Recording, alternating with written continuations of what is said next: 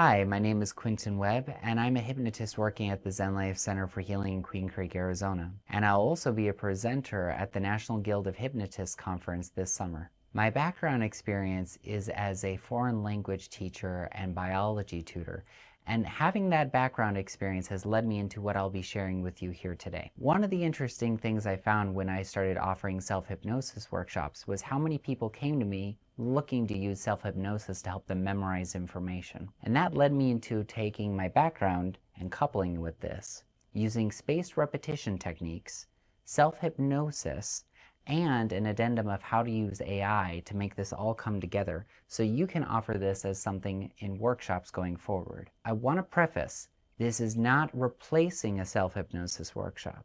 Rather, this is going to be an addendum or a tool, something in addition that you can offer at self-hypnosis workshops, specifically to college students, high school students, but more broadly to anyone who wants to memorize information. This will give you the ability to be able to learn a foreign language using this technique, or if there's just information you needed to learn for, say, studying for a pre-med exam.